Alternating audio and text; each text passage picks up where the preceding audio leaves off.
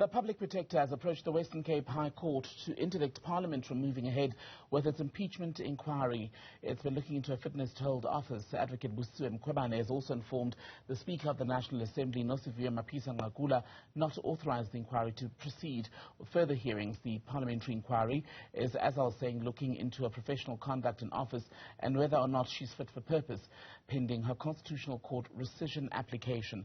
Now, that is expected to go ahead in court later this month. Let's talk more about the situation.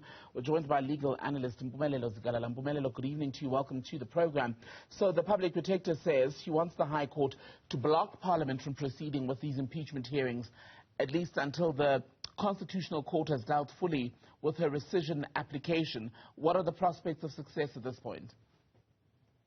I would say they're quite slim. Just remember that the Crown Court has already decided on the matter. Yes, there's a pending rescission application that is there, but I think from their own legal advisors, we advise that the prospect of success of that application are very slim, and it's better if they start the process now, especially in terms of selecting the people who are going to sit in that particular team or commission that's going to listen to the particular arguments, the rules pertaining to those arguments which have been given the green light by the Crown Court in its recent judgment.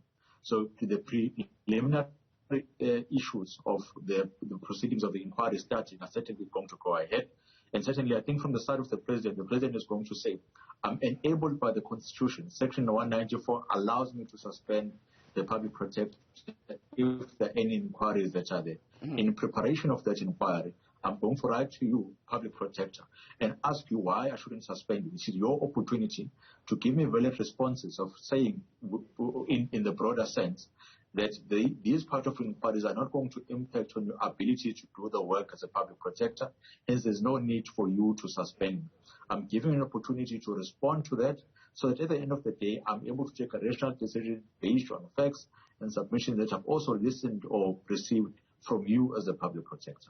Would the impeachment panel, the parliamentarians, be breaching or breaking any laws in this country by continuing with the process while the application to the court by the Public Protector is pending? For legal compliance, it would be highly advisable for them to wait up until a particular process has been completed. But let's expand on the waiting part. We are not waiting on the part of starting with the preliminary procedures that are supposed to be there. As stated earlier, the selection of the panel, making sure that the rules are there, and the availability of dates, so that if that particular decision from the Crown Court comes in and gives them the green light again, they're able to start the process within the soonest amount of time. But when they were to call the Public Protector and say to the Public Protector, come, we want you to sit down and start, and we are going to start to give you the allegations which have been placed against you, then they could be walking into the realm of illegality. Because no matter how they want to put it, at the end of the day, once there's a legal process that has been activated, you must wait up until that legal process has been finalized, regardless of whether you see whether the merits of success, the chances of success are there or not. So the Public Protector, right or wrong, has serious misgivings about the conduct of Parliament in this process. She's also said to the President just a week ago when he'd given her that 10-day notice to give reasons why he should not suspend her, that he in fact has no grounds to do that because among the reasons she cited is that he has been the subject of investigations by the office and therefore is compromised. Now, as far as the impeachment process is concerned, what happens if she herself does not appear before the panel? What does that mean for the quality of its work and the outcome? The panel ought to continue with its work because at the end of the day, it will come back in its report and say, we have afforded the Public Protector an opportunity to present a case. We have given her ample time, an opportunity to prepare, and she's the one that has failed to come and present those particular facts in a submission to us. So we are going to take this particular decision in her absentia, not because she wasn't afforded the opportunity, but because she has chosen or foregone that particular or right to make sure that she is able to make those submissions to us. So whatever conclusion that we come to must be a conclusion which is true and correct, and based on that, which is why we are going to suggest that, for example, she be removed from office, because based on what we've heard and what we've discussed, we're of the view that she is no longer fit to be part of, to be a public protector. Let us remember that when this particular committee does that, there are only 3 instances in which, or 4 categories in which they can identify the misconduct of the public prosecutor to fit into. The first one being that there's been certain allegations or acts of misconduct committed by the public protector. The second one is that it's due to incapacity. She's not capable to perform her particular duties as a public protector. And the last one due to incompetence. So they would need to find facts that fit into those three categories and say to the president, to the committee, to National Assembly first, and then to the president, and say to them, we've presented her these particular facts. We've asked her to come and explain why she shouldn't be subjected to any of this. She did not respond. Hence, we are forced to take this particular decision because that's the only thing that we have in order to deal with. The only thing that will save her in this case is if she allows this particular process to start. And it must start and end. And during those particular processes, she, in line with it, presents a case and highlights any irregularities that have taken place. So that after the process has been completed, you then take the matter to court and say to court, on merits, I'm correct in this particular instance. On procedure, I'm correct in this particular instance. This is why I'm pleading to the court to put this whole decision aside because of all the irregularities that have taken place, non-compliance with the legal prescripts that we ought to have complied with. Hence, I must be exonerated based on that. And because this is the first time that this country is dealing with a process to impeach the head of a Chapter 9 institution with Advocate Mkhwebane, in terms of law and procedure, how much grey area is there? There's a huge gray area, especially when it comes to who's going to compete or be part of this particular committee. Let's remember that if we give this particular job to purely parliamentarians, they each belong to certain political parties. So the very first point in review proceedings that the public protector is going to raise is the element of bias, because they would say, I've done cases against an ANC-led government, against a DA-led government, EFF government. So at the end of the day, these people are not going to rule in my favor. There's no fairness which is going to be found. But that is where the complexity and why the bounds of those three grounds that I've mentioned earlier then come in, because you must then be able to link in what aspect, on what acts or did she commit acts of misconduct, in what way is she incapacitated to do her job, in what way is she incompetent in terms of doing her job.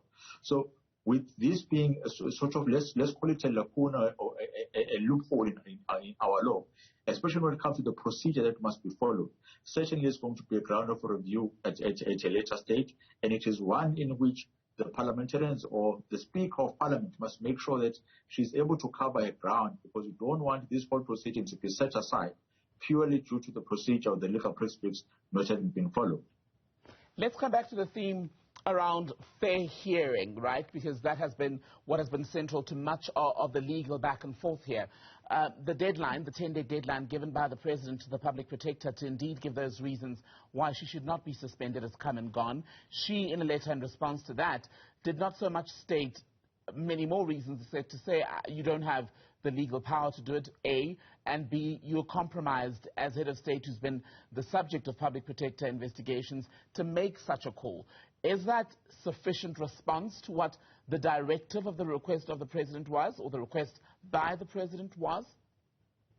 I wouldn't say so. In fact, that would have been in addition of all the other allegations or the polls that she could submit to make sure that she's still employed.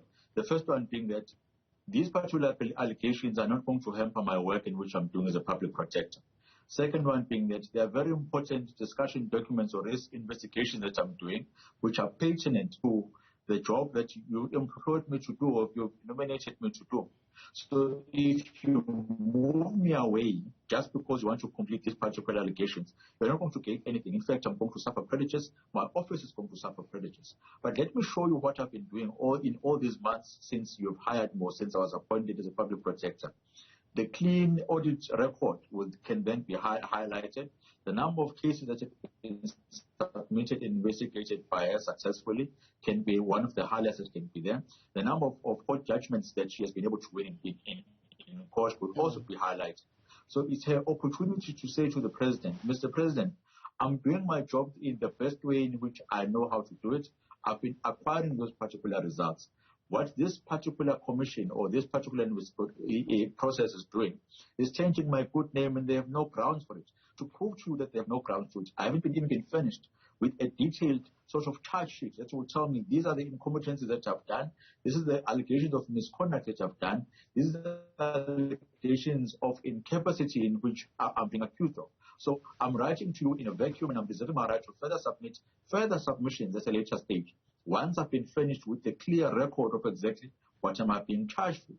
It is only in those instances in which she can then back the president into a corner, sort of, to say, in terms of saying, when it comes to rationality, reasonableness, would a reasonable person in the shoes of the president come to the decision of suspending the public protector after she has highlighted all those good things that she had done, after highlighting the shortfalls in the charges that have been brought against her, and also the prejudice which is suffered by the office. Let's remember, this is no ordinary office. It's a Chapter 9 institution that is protected or ought to be protected by our constitution. We don't play around with this particular office willy-nilly. We have to make sure that decisions which have been taken by it and against it are ones which are going to stand the test when they have been taken to court. On that note, then, the public protector's term is set to expire next year, 2023. At the rate things are going, are we likely to see this being drawn out, at least as far as the court system is concerned, well into her final year and perhaps even post that period? And what implications then, if we still have ongoing legal battles around the legitimacy of whatever part of the process, would that mean? Would they still be able to push ahead post her exit? I think they would, for precedent-setting type of basis, in which they would say, we have never done this particular process before. We want to make sure that it is able to stand the test of time. So if we go through with this process, we are going to be able to say this particular public protector, did not exit based on a mutual agreement or to a term ending. It was purely based on the non-compliances of the Section 194 findings. And in order for us to do that, let's make sure that we complete this process. Or we may see a settlement agreement between her and the president, similar to what we've seen earlier in the month, of saying, let's mutually agree that I will move away, leave the office alone, and you can simply appoint another person, but on condition that you do not go through with this particular process. Certainly, it's not going to start and end within her term. Judging from the court proceedings or the court being instituted on a regular basis, I can't see this matter ever finishing within the amount of time she has left as a public protector. So good to speak to you, Mpumelelo Zikalala, legal analyst. Thank you so much for your time.